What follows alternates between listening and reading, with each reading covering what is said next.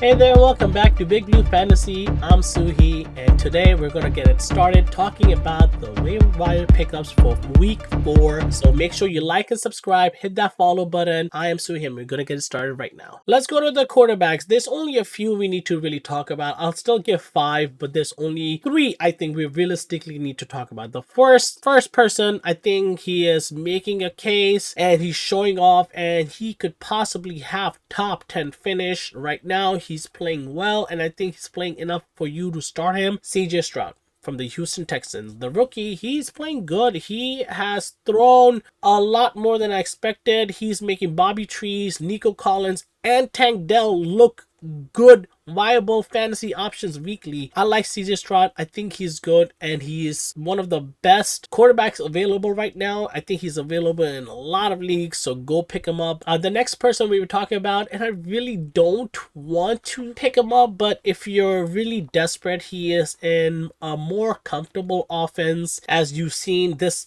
week, and he actually did good, and it would be the Red Rifle, Andy Dalton. Andy Dalton looked good. He looked better than Bryce Young in a lot of situations. Yes, the Panthers did lose to the Seahawks. Seahawks did outplay them, but Andy Dalton was dealing. He was moving the ball.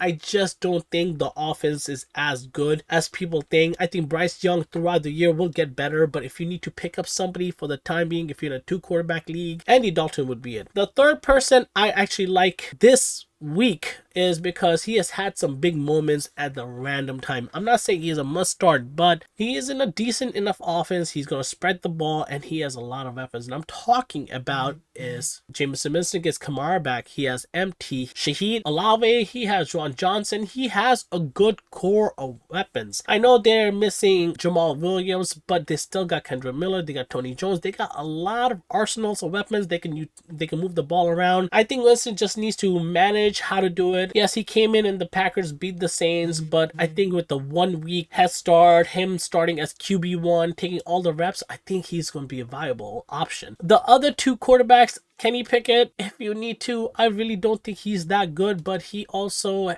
plays from behind a lot. If you need a quarterback and the other 3 are gone, I guess you could pick him up. And the last one, I think we really got to see his colors this week against an elite defense, and that was the Bills. Sam Howell, he did throw 4 interceptions. I think 2 of them, one of them, I'm not gonna give him too much shit for. One, he was trying to go for the end zone, but again, Bills are elite defense, and they showcased it. So Sam Howell, I mean, he got weapons. He got Gibson, he got Brian Robinson, he got Dotson, he got McLaurin, he has Logan Thomas. If you need to, pick him up. Before I head to the next piece of the waiver pickups, just got the announcement right now that the Jets are signing Trevor Siemian. I think he's going to be better than Zach Wilson. Pick him up. He should go on the list as well. So this is a bonus. I think I will put him at number 4. Then Kenny Pickett, Sam Howell at the end. Trevor Siemian just goes up the list right now because he is not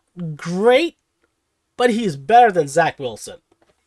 Zach Wilson sucks. So moving on to running backs, and without any debate, the one person every single person is going to go crazy over it. This is the most important player to pick up if he's available. Spend 40% of your fab if you have to, because after what he displayed in week 3, the sky's the limit. We have seen this type of electric player just take over the league, and you do not want to miss out. And I'm talking about is Achan from the Finns. I think it's Devon Achan.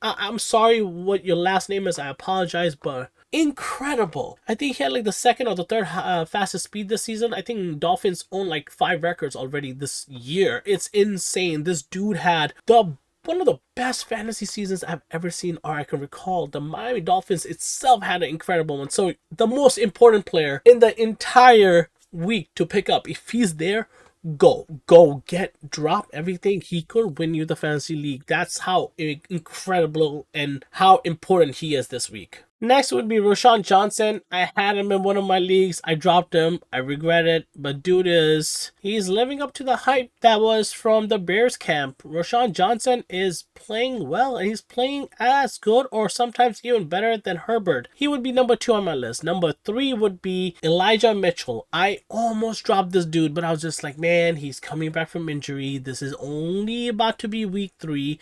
Wait and see what he does against the Giants. I saw it. I'm keeping him. If anything happens to CMC, and I don't want it to happen, but even with CMC, I think he will still be a good flex 2 option, or like a desperation what the fuck kind of option if you need it. But Elijah Mitchell behind that O-line in Kyle Shanahan offense, if CMC goes down, this dude could be running back 1 for the whole year. I'm gonna hold on to him, especially after what happened to Chubb. I'm not taking a risk. Number 4 would be Jerick McKinnon. I don't know who. I know Pacheco's good. He's going to get his volume. But I think everybody on this offense is going to eat. And Jerick McKinnon is getting all the pass down rolls. He freaking Patrick Mahomes loves him. He had 2 touchdowns this week, all passing. I am going to take that option. If he's available, I would take him immediately. He is a risky boom or bust type of player, but then again, so is everybody in fantasy football this season. And last person would be Matt Breida. If Saquon doesn't play, yes, he had 4 rushes, 17 yards, and a touchdown. Whatever, he made up 10 points. He beat projection. But if Saquon doesn't play, he would be the better option. But if he does, I would take Sean Tucker from the Bucks. Yes, he is not as good as White, but there was a lot of situations where they were letting him go, and I know Eagles crushed him, but I'm surprised at the amount of volume he's getting, especially if something happens to White. He is a good enough player to handle the backfield. So those are my top 5 running backs to pick up this week. My favorite position of this week, I think wide receivers have been more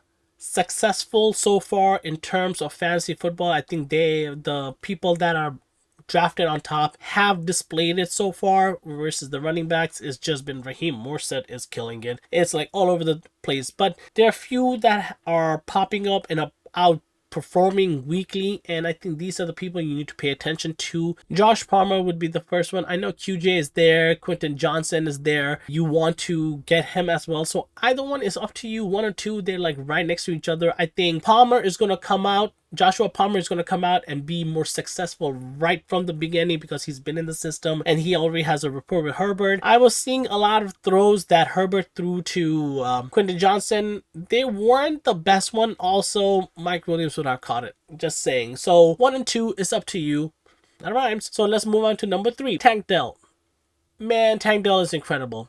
Unlimited things. He does so much. He does so well. He looks like he is going to be CJ's favorite target maybe next year. Right now, Nico Collins and Bobby Trees are eating, but he's already earned the wide receiver 3. He is always out there with wide receiver 3 sets, so he can be a good option in flex. And number 5, the last one, has to go to Adam Thielen. I think he could be also number 1, but I hope he's not available because he is good and he's a wide receiver 1 in that offense. If he's not available, that's great, and I would recommend like people like Romeo Dobbs. If he is not available, then Marvin Mims or even Jaden Reed. But if Adam Thielen's available, grab him immediately. This dude is dope. Wide receiver 3, wide receiver 2, even it can win the league. And then if, like I was saying, Romeo Dobbs, another person who's getting targets and he's scoring touchdowns. Jaden Reed, he's getting targets and he can score touchdowns too. And then you have Marvin Mims. He only had like 3 receptions. He had a return for touchdown. Remember, we saw this with Tyreek Hill too. Tyreek Hill, his rookie year, he wasn't the best, but he was returning kicks and he was incredible. And then he went off the next year. So he could be the next Tyreek Hill. He got that speed. Now moving on to tight end. The number 1 tight end you should be getting from the waiver wires this week is Luke Musgrave. I had him in many leagues. I dropped him, but he is still earning Jordan Love's targets. He's a rookie, but he is still running routes and he's getting a lot of 4 or 5 targets a game. That's good. And he can also get touchdowns. So you're looking at weekly potential. If you get 4 or 5, let's just say 5 catches, 50 yards, and then sometimes a touchdown. In PPR, that's 16 points. I'm good. I like that. Those are good. Hunter Henry, basically. Number 2, Jake Ferguson. Everybody knew that. If he's available, take him. I dropped Njoku. I am no longer going to be playing Njoku. Njoku is not that good in the offense. He's not getting the volume I thought he would be. Ferguson is that guy. He's going to get volume. This is the Cowboys. They're going to feed him. Gerald Everett. I think Everett could be first or third. It's up to you how you want to take it. I just take Musgrave as he's going to be all season long, and Everett could be weekly, but he's still going to give you that volume because now Mike Williams is gone. Somebody got to step up. Palmer is not that guy, and Quentin Johnson is not ready yet. I think Everett could be that number 2 option behind Keenan. Zach Ertz, another week, more volume. Josh Dobbs, he loves him. Get Ertz. Last would be Donald Palmer, another dude from the Chargers who had good volume, and he is going to get more work, especially now that Mike Williams is gone. Maybe 2 tight end sets. I don't know. Any one of these 2, but I would have Everett higher than him. So there you have it. These are my must pickups. I'm not doing defenses this week because defenses, they vary. It just sucks. So I'm dropping them everywhere. I just feel bad for them. I think the Browns are better. The Bucks are better. There are other defenses that you could rotate weekly. Teams that go against like the weaker defense offenses. So you could, it's up to you, but I think these are the initial key positions that people look forward to. So I hope I helped. Make sure you like, subscribe, hit that follow. I'm Suhe, Big Blue Fantasy. I'll catch you next time. Bye-bye.